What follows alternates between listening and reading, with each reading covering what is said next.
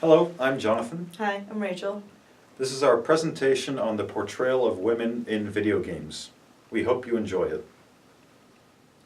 Video games have long been made with boys in mind as a target audience.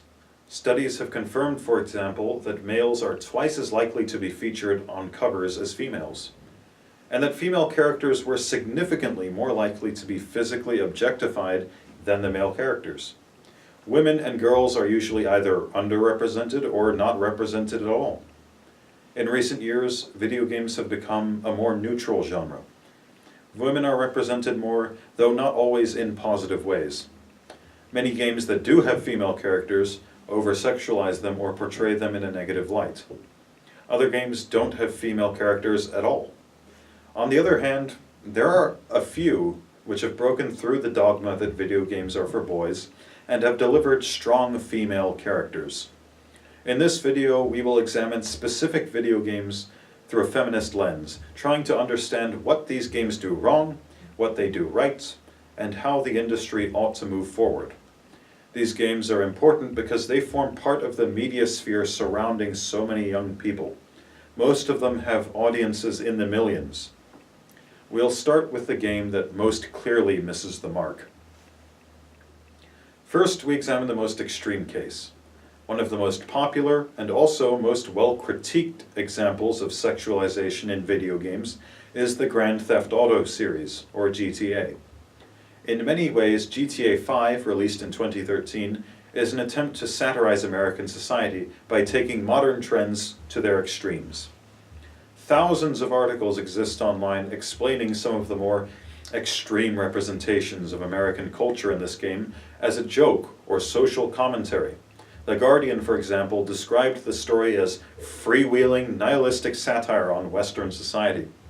However, even accepting that interpretation, satire does not adequately capture all of the regressive representations of women in the game. Some are just plain bad. Take, for example, the ability in GTA to pick up, rob, and kill prostitutes. As far as I'm aware, this is the only major blockbuster game series that includes interactive prostitution. These elements of the game are not played for a laugh. There is very little satire evident during the act. Instead, the scenes are played straight. In a game with so much extremity and bluster, it feels strange that prostitution of all things was depicted in such a way. There are a number of other obvious depictions of women that are not really played for laughs. Several of the game's loading screens use sexual idealizations of women to hold the player's attention during the wait. These depictions aren't funny, but rather literally intended as eye candy. These points aside, one of the more powerful critiques is that there are no playable female characters, and none of the major protagonists or antagonists are women. They are present in some of the situations, but as wives, as a secretary, usually as appendages to another notable male character. All of these women are depicted negatively as well, represented as manic or as unfaithful to their spouse or as drug addicts. However, in this case, GTA does have a defense. All of the flaws in these depictions of women mirror those of the men. The satire is being applied evenly across the board. These depictions can be defended as a use of artistic license applied across gender boundaries to produce strong satire. The manic woman is pursued by an obviously manic playable character. The unfaithful wife is married to an unfaithful husband, and so on. The central problem with GTA's depiction of women is not that it uses such characters. It's that in almost every situation, throughout nearly the entire story, the narrative is driven forward exclusively by men. And while these men are certainly not depicted in a positive way, their machismo is glorified. When asked about the decision to include only male playable characters, studio co-founder Dan Houser said, "The concept of being masculine was so key to this story." Indeed, most would agree that the game does an excellent job of satirizing masculinity in a number of ways. But is that truly a reason to exclude women? You could even argue that the inclusion of women would help the game to explore masculinity by contrast. Not to mention, that line of thinking implies that women do not have any place in masculine stories, and that they cannot explore masculine activities, which are both demonstrably false. It would perhaps be more difficult to write a story that includes women, in part due to the rarity of women working in the video game industry. But I do hope that Rockstar recognizes that the effort in creating such a game would be returned in the more nuanced story and the more widespread appeal of the game. Even if a playable female character is unacceptable, surely more of the supporting cast can be women. The point is, given the state of the GTA franchise at the moment, the only way to go is up. Now, we'll look at a game that portrays a more nuanced representation. There has been a lot of discussion of Bayonetta, a discussion which does a lot to demonstrate where video games have succeeded and where video games have failed with regard to representation of women. Bayonetta and its sequel, Bayonetta 2, are action games released by studio Platinum Games in 2010 and 2014. The series has a very colorful lead in the titular hero, Bayonetta, a witch who kills her enemies with magical attacks and guns. At first glance, Bayonetta appears similar to so many other games, where an idealized woman is used to sell copies. And some critics believe that this game does just that. However, others have a different view of the character. Because while Bayonetta is clearly sexually idealized, she has agency over that sexuality. Bayonetta drives the story, she drives the character interactions and dialogue, and she drives the combat. What's more, she incorporates her sexuality into many of her attacks. For example, many of the attacks use her long hair, traditionally a feminine symbol, to destroy her opponents. Upon using these attacks, she becomes partially nude, explained in the game by the fact that her hair is her clothes. Most of her punches and kicks are performed in a suggestive manner. In short, almost everything she does has obvious suggestive undertones. So for these reasons, many critics write Bayonetta off as another example of pandering or of eye candy. These critics argue that regardless of the agency Bayonetta is given over her sexuality, she is inherently sexualized, and in the context of the video game industry, that sexualization is meant to make her an object of desire for a predominantly male audience. Using such logic, some of the better-known feminist video game pundits, like Anita Sarkeesian, have dismissed the Bayonetta series. In response, other feminists have emphasized that female sexuality should not be forbidden from video games. They acknowledge historically that sexuality has obviously been used as a tool for commercial sales, but claim that the solution should not be to eliminate sexuality.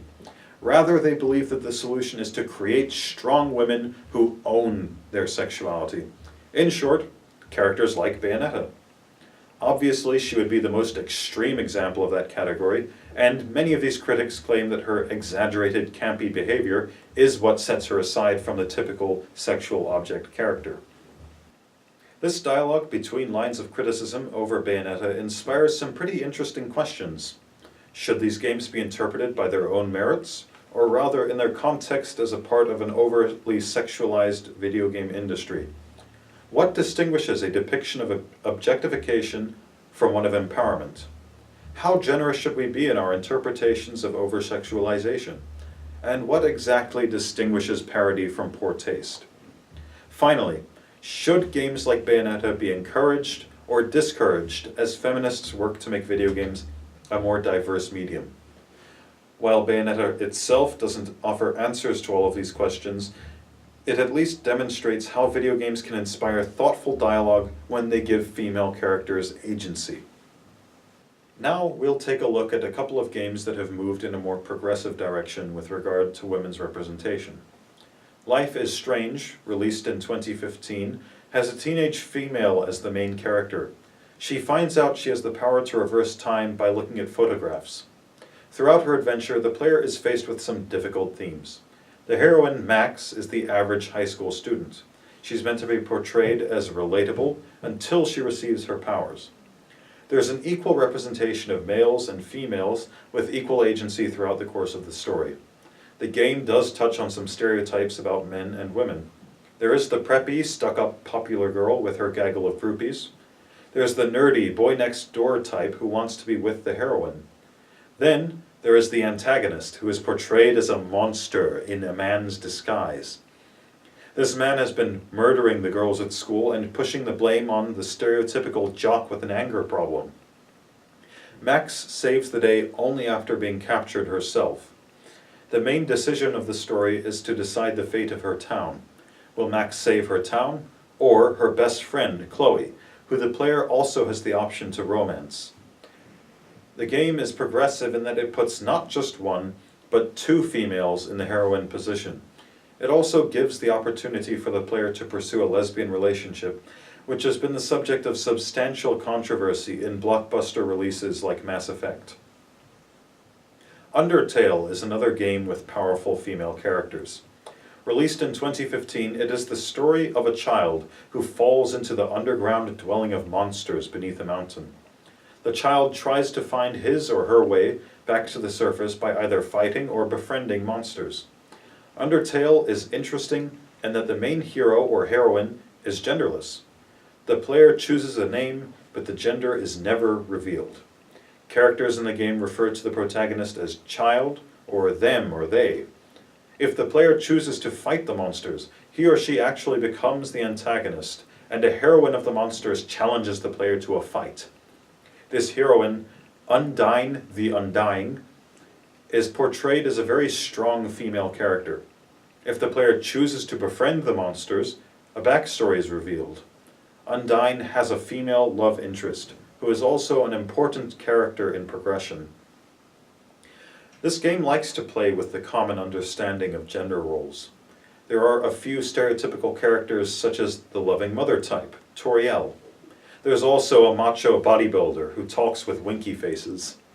There are brothers, one of whom is a scientist, who never take anything seriously, while the other is hopelessly optimistic and very, very dopey.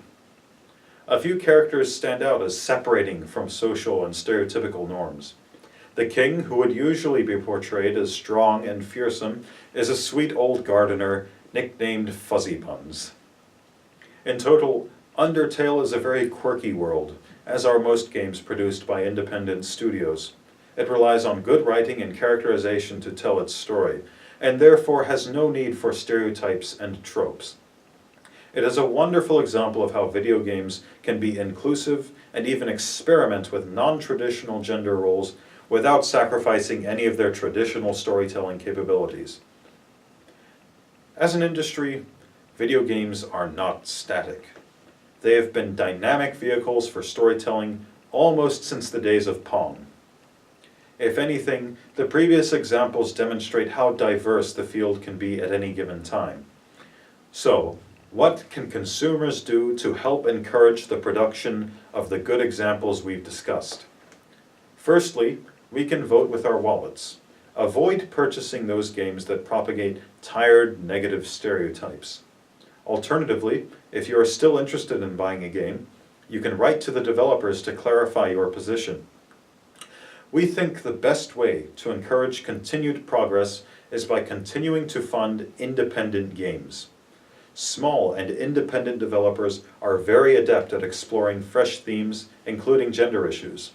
If we keep buying their games, we can encourage that progressive exploration. I'm Jonathan. And I'm Rachel. Thanks for watching.